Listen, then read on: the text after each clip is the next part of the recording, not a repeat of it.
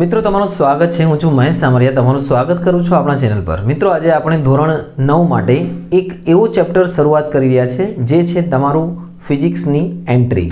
એટલે આ ચેપ્ટરથી આપણે ભૌતિક વિજ્ઞાનની દુનિયામાં પ્રવેશ કરીશું અને આ ચેપ્ટર છે ગતિ, જે નવા અભ્યાસક્રમ મુજબ ચેપ્ટર નંબર 7 છે। ગતિ એટલે મોશન, એના વિશે આપણે ભણીશું। ગતિ શું હોય છે, ગતિના પ્રકારો અને બીજી ઘણી બધી માહિતી તમને મળશે।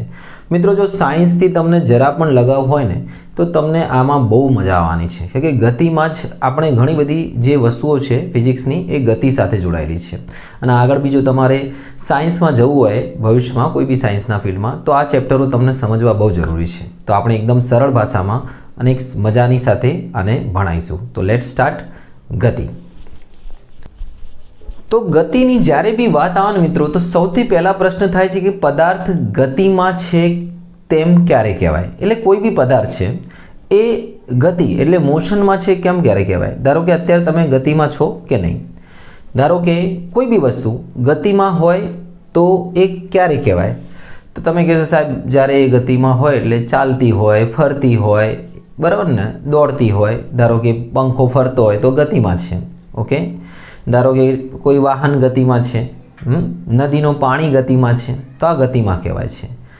પણ યાદ રાખો મિત્રો, તમે જે વસ્તુને જોવો છો અને સ્થિર છે એ પણ ગતિમાં હોઈ શકે છે। તમે કહેશો કઈ રીતે, સમજાવો। ધારો કે તમને હું પૂછું અત્યારે કે તમે ગતિમાં છો, તમે કહેશો સાહેબ જો આ તો તમે દોડતા વળતા તો નહીં હશો અત્યારે, બરાબર, બેઠા હશો તો તમે કહેશો સાહેબ હું તો સ્થિર બેઠો છું એકદમ, હું તો ગતિમાં નથી।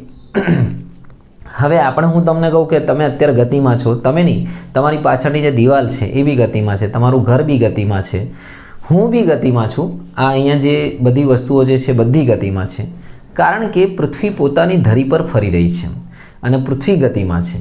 એટલે આપણે જ્યારે બહારથી જોઈએ તો પૃથ્વી આપણને ગતિમાં દેખાશે, પણ આપણે અંદર જોઈએ તો ગતિમાં નહીં દેખાશે, ઓકે।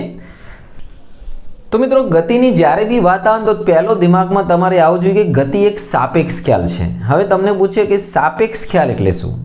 સાપેક્ષ એટલે જે બીજા પર આધારિત હોય। જો ઘણી બધી વસ્તુઓ સાપેક્ષ હોય છે આપણા જીવનમાં, ધારો કે અમીરી ગરીબી સાપેક્ષ હોય છે। 1 લાખ રૂપિયા કમાતો હોય એની આપણે તુલના 20,000 જોડે કરીએ તો એ અમીર કહેવાય, પણ એ જ માણસની તુલના આપણે મુકેશ અંબાણી જોડે કરીએ તો બિચારો ગરીબ થઈ ગયો। બંને પહેલાં અમીર ગરીબ ઊંધો થઈ ગયો ને, એટલે આને કહેવાય સાપેક્ષતા, જેની સરખામણી બીજા સાથે કરવામાં। એટલે ગતિ બી સાપેક્ષ ખ્યાલ છે, રિલેટિવ, હા, નિરપેક્ષ નથી। હંમેશા યાદ રાખજો મિત્રો, આપણી જે ખુશી છે ને નિરપેક્ષ હોવી જોઈએ, સાપેક્ષ ના હોવી જોઈએ, જે બીજા પર આધારિત ના હોય, જે ફક્ત આપણા પર આધારિત હોય, એબ્સોલ્યુટ નિરપેક્ષ, ઓકે। તો ગતિની વાત કરીએ તો ગતિ એક સાપેક્ષ ખ્યાલ છે। સાપેક્ષ ખ્યાલ એટલે જે જોવાવાળાની દ્રષ્ટિમાં છે। યાદ રાખજો મિત્રો, ગતિ જોવાવાળાની દ્રષ્ટિમાં છે। તમે કહેશો કઈ રીતે સાહેબ ગતિ જોવાળાની દ્રષ્ટિમાં છે, એક્ઝેક્ટલી જો સમજાવું। તમે ધારો કે તમે અને તમારો મિત્ર એક બહાર ફરવા જઈ રહ્યા છો, આબુ ફરવા જઈ રહ્યા છો, અને બીજો એક મિત્ર તમને મૂકવા આવે છે ટ્રેન ઉપર, હા, પ્લેટફોર્મ ઉપર આવ્યો છે મૂકવા, ટ્રેનની બહાર ઊભો છે, તમને બેને બેહાડી દે છે અને તમારી ટ્રેન ચાલે છે, તમારી ટ્રેન ગતિમાં થાય છે। તો એની દ્રષ્ટિએ તમે હવે શેમાં આવી ગયા છો, ગતિમાં। પણ જ્યારે તમે ટ્રેનની અંદર બેઠા છો, બરાબર, એકબીજાની સામે બેઠા છો, તો તમે બંને એકબીજાને શું લાગો છો, સ્થિર લાગો છો। બહારવાળાને શું લાગે છે, ગતિમાં, પણ અંદરવાળાને સ્થિર લાગો। ધારો કે તમે જાપાનની પેલી બુલેટ ટ્રેન છે, બરાબર ને, જે સૌથી ફાસ્ટ ટ્રેન, જો એકદમ ફાસ્ટ અને એકદમ સ્થિર ટ્રેન છે એમાં બેઠા છો, બુલેટ ટ્રેનમાં, તો તમે અંધારું હોય એકદમ, અથવા તમે એવી રીતે બેઠા છો કે તમને બહારનું દેખાય જ નહીં, તો તમારે સવારે ઉઠો, તમે રાત્રેથી સવારે કશું ના દેખાય તો તમને ખ્યાલ જ ના આવે કદાચ કે આપણે ગતિમાં છીએ કે નહીં, એવું જ લાગે કે આપણે સ્થિર છીએ, કે બહારની કોઈ વસ્તુ દેખાતી નહીં, ઓકે। પૃથ્વી ગતિમાં છે, અત્યારે આપણે બધા ગતિમાં છીએ, છે કે નહીં, આખી પૃથ્વી ફરે છે, પણ આપણને ખબર પડે છે નહીં।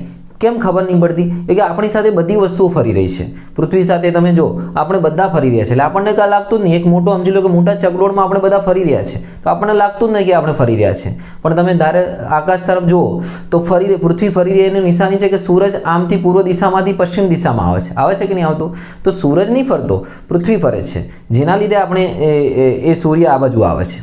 એટલે ગતિ અવલોકનકારની દ્રષ્ટિમાં હોય, તમારી દ્રષ્ટિએ કોઈ ગતિમાં હોય તો બીજાની દ્રષ્ટિએ ના બી હોય, તમે સમજ્યા કે નહીં। એટલે ગતિ સાપેક્ષ ખ્યાલ છે, ખ્યાલ આવી ગયો તમને। હવે તમે આમાં જુઓ કે અત્યારે તમે શું માનો છો, તમારી અત્યારે સ્પીડ શું છે, આપણી સ્પીડ શું છે અત્યારે આપણી સ્પીડ છે 220 કિલોમીટર પ્રતિ સેકન્ડ, બરાબર। તમે કહેશો કઈ રીતે? 220 કિલોમીટર પર સેકન્ડની સ્પીડે આપણે બ્રહ્માંડમાં ફરી રહ્યા છીએ, કેમ કે સૂર્યની આસપાસ જે પૃથ્વી ફરે છે એ પૃથ્વી, બરાબર ને, સૂર્યમંડળ આખું ગેલેક્સીની ચક્કર લગાવી રહી છે અને સૂર્યની જે સ્પીડ છે 250 કિલોમીટર પર સેકન્ડ છે. અને તમને જાણીને એ પણ આશ્ચર્ય થશે કે સૂર્યની આજુબાજુ પર પૃથ્વી ફરે છે ને, આમ નહીં ફરતી, આમ ફરે છે, આમ. એની સૂર્યની જોડે સૂર્ય દોડી રહ્યો છે, એની પાછળ પૃથ્વી આમ ફરી રહી છે. ખબર પડી? અને બધા ગ્રહો આમ ફરી રહ્યા છે. આમ કંઈ નહીં, એક જ જગ્યા ફર કરે એવું નહીં, આમ ફરી રહ્યા છે, આમ. ઓકે, તો સમજી ગયા ને તમે? પૃથ્વીની બહાર કોઈ વ્યક્તિ ઊભો હોય તો એને પૃથ્વી આખી ફરતી દેખાય છે, હા ભાઈ ગતિમાં છે, અને પૃથ્વી પર હોય તો પૃથ્વી એને ફરતી નહીં દેખાતી. તો ગતિનું સાપેક્ષ ખ્યાલ છે, જોવાળાની દ્રષ્ટિમાં હોય છે, અવલોકનકારની દ્રષ્ટિએ જો પદાર્થનું સ્થાન સમયની સાથે બદલાતું હોય તો પદાર્થ ગતિમાં છે તેમ કહેવાય. ગતિના અલગ અલગ પ્રકારો બી છે, તમે જોઈ શકો છો કે ભાઈ ગતિમાં એક તો છે સુરેખ પથ પર ગતિ, એટલે એક સીધી રેખા પર ગતિ થતી હોય છે. એક છે વક્ર ગતિ, જેમાં વસ્તુ આમ ગોળ ગોળ ફરે, વર્તુળાકાર ગતિ લઈ લો, ચાક ગતિ લઈ લો, ચાક ગતિ, ગતિનું મિશ્રણ છે. ઘણા બધી વસ્તુઓ મિક્સર બી હોય છે. વર્તુળાકાર ગતિ બી છે, પોતાની ધરી પર બી ફરે છે. ઓકે, ચાક ગતિ બી છે, એનું બી મિશ્રણ હોય. તો ગતિ અલગ અલગ પ્રકારની હોય છે, પણ તમારા લેવલ માટે આપણે અત્યારે વાત કરીશું સુરેખ પથની ગતિ પર, એટલે જે સીધી રેખા પર. સુરેખ પથ એટલે જે સીધો પથ છે, સમજી લો કે સીધો રોડ છે, હાઈવે છે, એકદમ સીધો, એના પર પદાર્થ ગતિ કરે છે, એની વાત કરીશું આપણે. તો ધારો કે આપણે વાત કરીએ તો સંદર્ભ બિંદુ એક વસ્તુ આપી છે. સંદર્ભ બિંદુ કોને કહેવાય?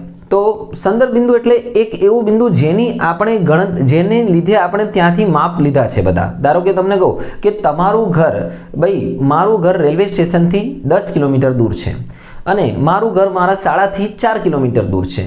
તો પહેલી સ્થિતિમાં સંદર્ભ બિંદુ છે રેલવે સ્ટેશન, કે રેલવે સ્ટેશન સંદર્ભ બિંદુ ત્યાંથી 10 કિલોમીટર દૂર છે. અને જો બીજી સ્થિતિમાં મેં સંદર્ભ બિંદુ લીધું છે શાળા, મારી શાળા, તો મારી શાળાથી એ 4 કિલોમીટર કે 3 કિલોમીટર દૂર છે. તો સંદર્ભ બિંદુ બદલાય એ રીતે પદાર્થનું જે અંતર છે એ બી બદલાઈ શકે.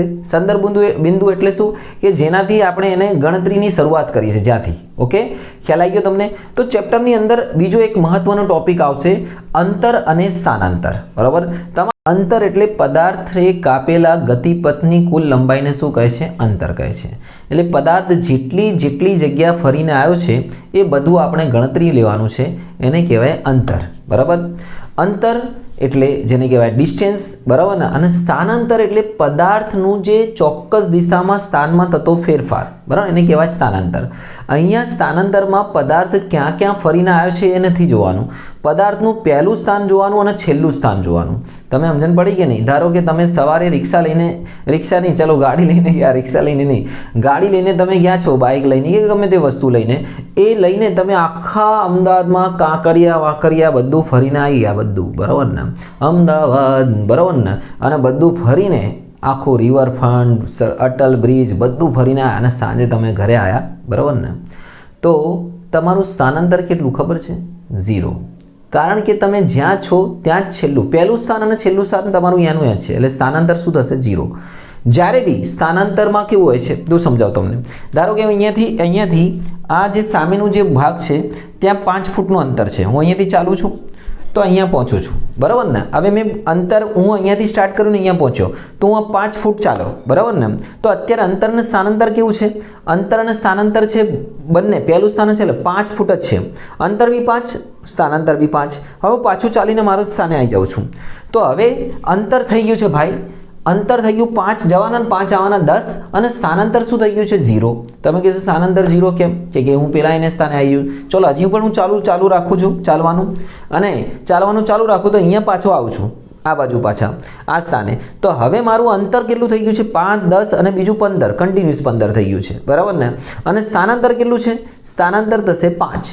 કેમ? પહેલું સ્થાન અને છેલ્લા સ્થાનમાં કેટલું ડિસ્ટન્સ છે? કેટલું આવ્યું? 5. બસ એટલું જોવાનું, કેટલું ચાલ્યું એ નહીં જોવાનું. સમજી ગયા તમે? હવે હું જો આમાં પાછો ચાલુ જ છે, હજી ગતિ આપણે હજી એ ગણતરી ચાલુ જ છે. તો હવે 20 થઈ ગયું છે. કેટલું થઈ ગયું? 20. અંતર 20 થઈ ગયું છે. અંતર વધતું જશે પણ સ્થાનાંતર શું થશે? 0. અહીંયા સ્થાનાંતર 0 અને અહીંયા આવીશ તો સ્થાનાંતર કેટલું થશે? 5 જ થશે. અંતર 25, સ્થાનાંતર પાછું અહીંયા થઈ ગયું 0. સમજી ગયા છો તમે?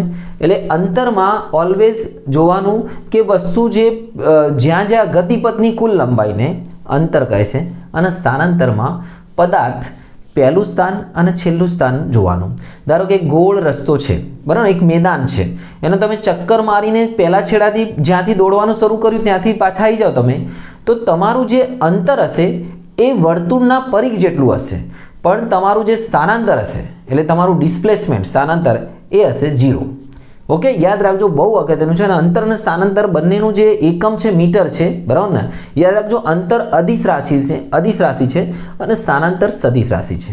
અદિશ રાશિ એટલે એવી રાશિઓ જેને દર્શાવવા માટે દિશા નથી જરૂરી, મૂલ્યની જરૂર હોય છે.